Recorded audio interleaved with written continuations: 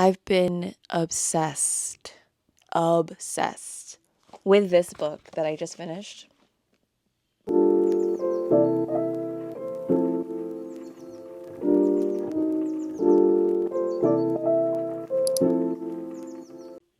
not going to have any spoilers, so you're safe.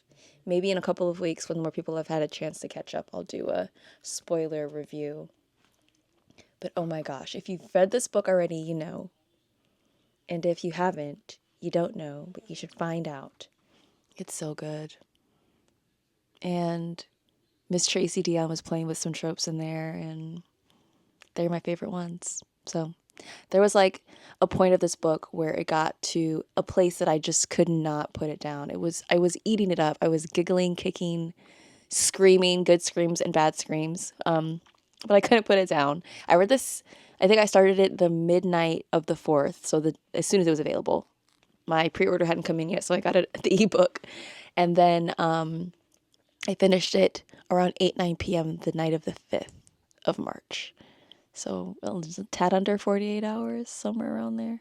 I have so many theories going on through my mind. I actually had a bindery event last night. So I don't know if I've mentioned my bindery on my YouTube, but I do have a bindery in Reveries, and I have exclusive content on there. I also have a Discord where I want to start doing more like weekly, monthly events. I want to do like some readathons, some game nights. So feel free to join if you want to be involved in those, both on Bindery and Discord. But I say all that to say this. Last night, about 20 of us that have finished the book were talking about our thoughts and our theories.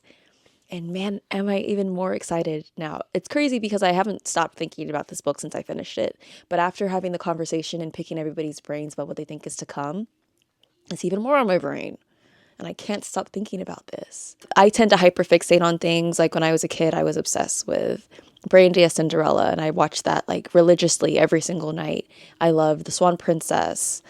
And I think I really resonated with these characters that just felt so trapped and deserved so much better. And I also felt so seen and represented and understood and hopeful because their circumstances did change. And I'm feeling that same way about Oathbound. I felt the same way about Wicked, the one that just came out with Cynthia and Ariana. And it's just with everything going on, it's just a nice little sliver of light, you know? It's been a rough few weeks, months, years. But yeah, so I don't know. I just could gush about this book, but I feel like, especially with how Bloodmarked ended, there's absolutely nothing that I can say that it's not going to be a spoiler. There's nothing that I can say other than that I enjoyed it. So I feel like that's the right thing to do and the right place to leave it. But what have I read since I last spoke to you guys? Let me pull up my reading tracker because I don't remember off the top of my own head. It's probably a bad thing. Oh, I finished Katabasis. Oh my God. There it is. It's there now because I finished reading it and I enjoyed it. It's all of my favorite things about Kuang. I know she's a very divisive writer, so a lot of what my favorite things of hers are probably a lot of the things that people dislike about her, but reading is subjective, it's fine. I just love how intricate her world building is and the magic systems, and how even though they're so fantastical and they exist outside of this time and this plane, that they still seem applicable. Like I love their application and it still seems like it could make sense. I feel like that's such a talent, is being able to create these fantasy worlds, but do they seem doable? That's something that I enjoy. But just a brief rundown, it follows Alice and Peter. They're grad students at an alternate Cambridge where they study magic with the CK at the end. And they venture to hell to retrieve the soul of their professor or their advisor, Professor Grimes, so that he can return to the land of the living to give them their letters of recommendation, because they've told underneath this man, and it was for a reason. And him passing, before they were able to graduate is not in their best interest. So they got to do what they got to do. But I really enjoyed the descent to hell and the depiction of hell, especially in a world where magic existed. Like, just consider that. We've read Dante's Inferno. You read about the underworld and Tartarus and Persephone and Hades. And those deities, sometimes have abilities, but for it to be like a world at large with magic, the sky's the limit. And it truly was. It was so good. I also just appreciated the conversations about academia. And that's another thing that I love about her writing is her history and relationship with academia and how it translates to her writing. So the truth that these characters are experiencing is quite literally bleeding through the page. Yeah, I just really appreciated so much about this book. I don't know where it stacks as far as like my favorite rfkuang book just yet because I need to reread Babel. I know for certain that it's taking that 1 or 2 spot, but I'm not quite sure. I had meant to reread Babel this past fall with some friends, but it was getting to like the wire, the end of the year. There were so many other books that I wanted to finish before the year was up. So I was just like, I don't know if I have time for a reread right now, but definitely inspired to do one now just so I can compare notes because there is an intricate and unique magic system in both. There's academia in both. One takes place in an alternate Cambridge, the other takes place in an alternate Oxford. So yeah, I'm just curious to see how my feelings change, if they do at all, after rereading Babel. But a lot of people have been saying that they're so excited about R.F. Kuang's first romance. This is not a romance. There is a subplot of romance. There are romantic feelings, but this is definitely not a romance. I also just appreciated how three-dimensional the characters were. Not to quote Shrek, but they were very layered, like onions. And as these two characters are learning about their relationship with their academics, their relationship with Professor Grimes as well, and with each other and their past, a lot of assumptions were made. There's a lot of back and forth as far as like flashbacks that I really liked. And there was a lot of assumptions made on both parts about the other person, and seeing all of that unfold and them getting to see who they each other are at their core was a beautiful thing to witness. It was not unlike meeting somebody in real life where first meet them and it's very surface level. And then as you both become more comfortable with each other and learn how each other communicates, the things that you've been through, your experiences, you see who that person is at their core. So that was really nice to see as well. And then I just appreciated her character study outside of Alice and Peter or Professor Grimes. There's other characters that are introduced after they descend to hell, and their experiences were so interesting. I really enjoyed Katabasis. I'm excited to see what people think about it when it comes out in August. I know that they're rolling out some more advanced copies, so I know hopefully some of my mutuals and other book creators will get their hands on it soon so we can see what their thoughts are as well.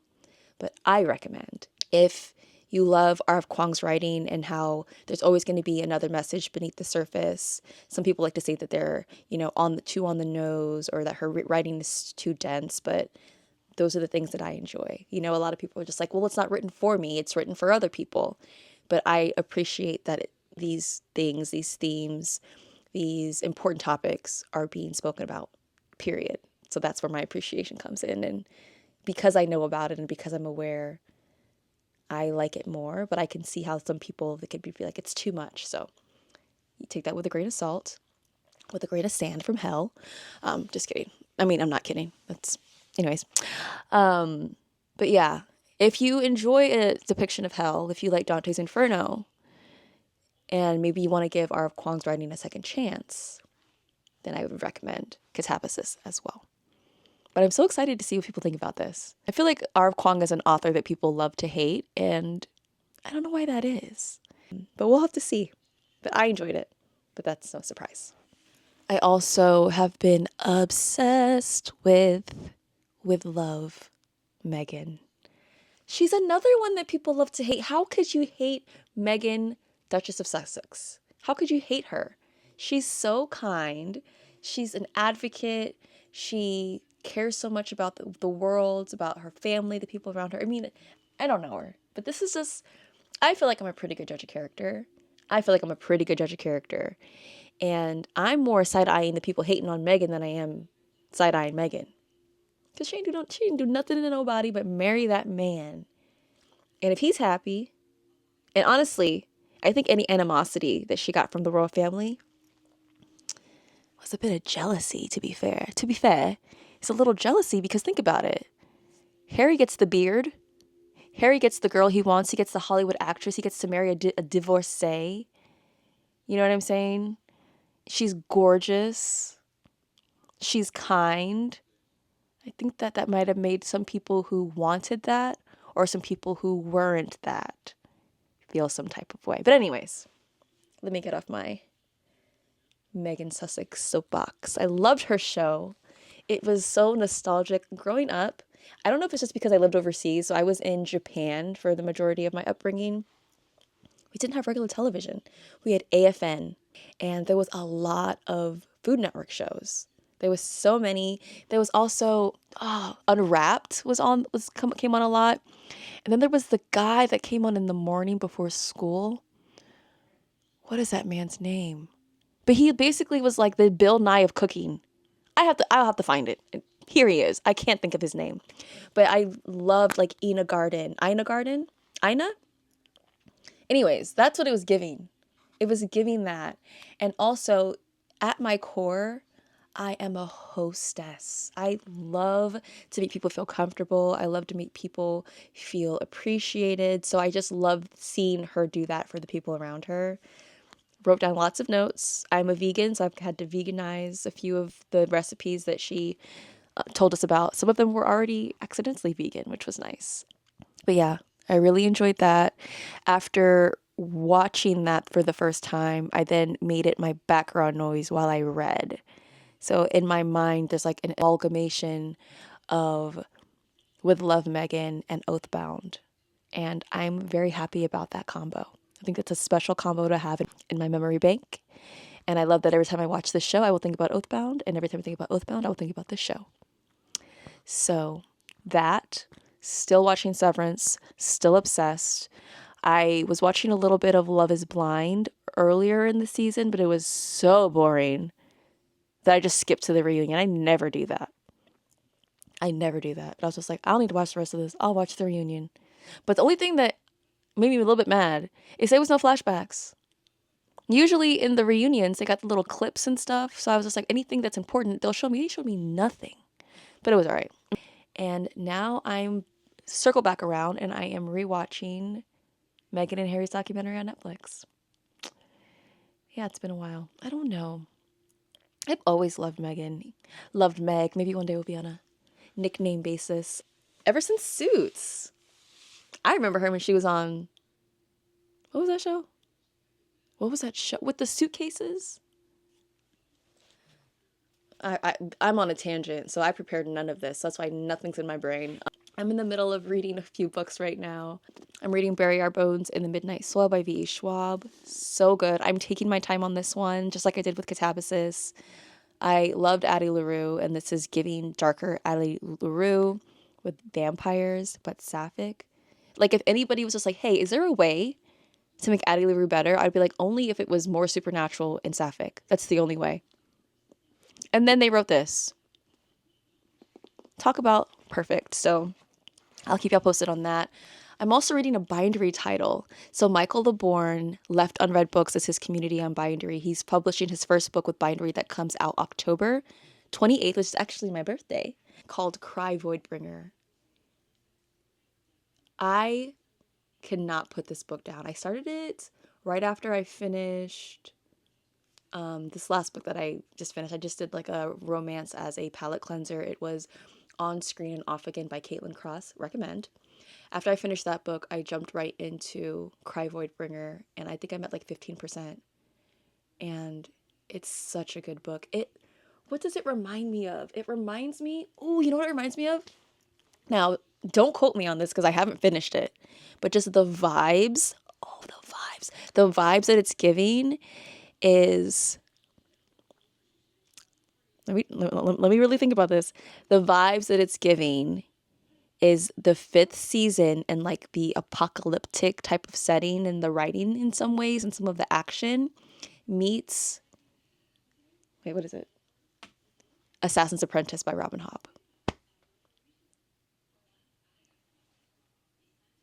I love Assassin's Apprentice.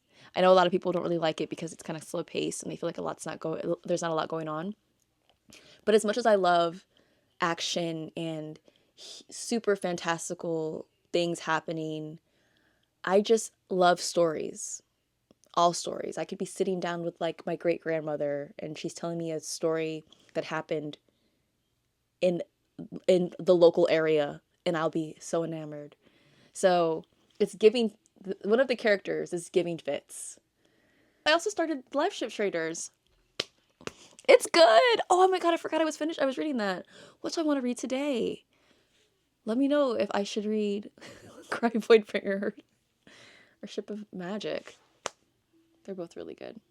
I also reorganized a lot of my books. I was getting a lot of advanced copies or just finished copies from publishers in general, also purchasing books myself. Let me take some accountability. So I had a lot of stacks. It was so bad where I was having to like move stacks of books so I could film and then move them back. So I was like, no, sir, we're not doing that. I got some boxes and I went through all of the books that I had on the ground and in these like little, what are these things? What are these, carts? And I went through everything. I also did have to rearrange some books on the shelf, so we'll probably have to have an updated bookshelf tour coming soon. I just did it a month ago, but it is what it is when you are consuming so many stories and receiving so many stories to consume. Another thing that I think I want to do pretty soon is after reading Oathbound, I really thought about my love for Arthurian legend. It's one of my first loves, and it started with this book that's sitting right here. Now let's see what year this came out. This came out, oh my God, hold on. My little elementary school handwriting is killing me. Now, my parents didn't do the greatest job of saving things from my childhood. Everything that I have, I saved myself. That's another story for another day. But this came out 2001. Some of you guys probably weren't even born yet. 2001. I got this book at the Scholastic Book Fair. I am Morgan Le Fay, and I remember this book being like massive, like this flowing epic tale. Look how short it is.